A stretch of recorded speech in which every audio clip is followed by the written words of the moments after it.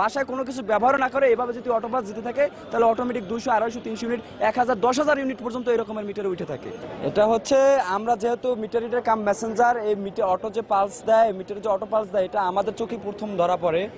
যেমন ধরেন আমরা যখন সাইডে যাই, গমন করি, গ্রাহকের বাসায় যাই, মিটার যখন দেখি, তখন দেখা গেছে আমি যে মিটারটা প্রতি মাসেই দেখি যে গ্রাহকের ব্যবহার 30 ইউনিট, আমি পরের মাসে হঠাৎ করে যাই দেখি যে এই মিটারের ব্যবহার আছে 300 ইউনিট।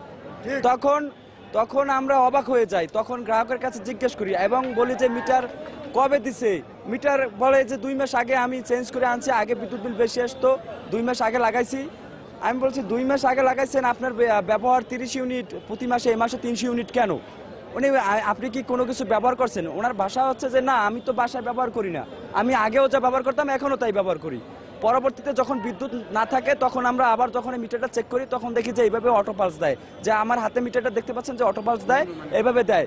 তো এর ফলশ্রুতি হ্যাঁ, অটো পালস দিলে অটোমেটিক। আমি বলি যে 30 ইউনিট থেকে 300 ইউনিট প্রত্যেক মাসে আমি মিটারটা দেখতেছি, অথচ যে গ্রাহকের ব্যবহার 30 ইউনিট, আমি পরের মাসে যাই দেখি যে 300 ইউনিট। এর একমাত্রই কারণ হচ্ছে এই অটো পালস। গ্রাহক যদি বাসায় কোনো কিছু ব্যবহার না করে এভাবে যদি অটো পালস দিতে থাকে তাহলে অটোমেটিক 200, 250, 300 ইউনিট, 1000, 10,000 ইউনিট পর্যন্ত এরকমের মিটারে উঠে থাকে ব্যবহার না করলেও। তো এটা হচ্ছে নিম্নমানের মালামাল ক্রয় করার জন্য।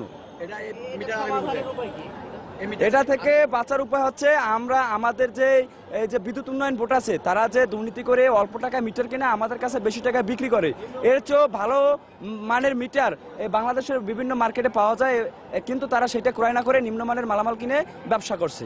সারা দেশে আমাদের প্রায় 3 কোটির উপরে গ্রাহক। এরকমের দেখা যায় যে এক একটা সমিতিতে 80-90 লাখ গ্রাহকের মধ্যে মাসে আপনার 5 থেকে 10,000 মিটার এভাবে শুধু অটো পালসেরই পাওয়া যায়। হ্যাঁ, গ্রাহকের টাকা দিতে হয় এবং এই বিদ্যুৎ বিল যখন এই অটো পালসের কারণে বেড়ে যায় তখন গ্রাহকের ভোগান্তি হয়। তাদের বিদ্যুৎ বিল ওই 300 ইউনিট হইলেও দেওয়া লাগে। এটা হচ্ছে একটা সিস্টেম বানাই রাখছে। আমাদের কাছে আসলে যে বিল যা হচ্ছে ওটা আপনার দিতেই হবে, এছাড়া আমাদের কাছে কোনো সমাধান নেই।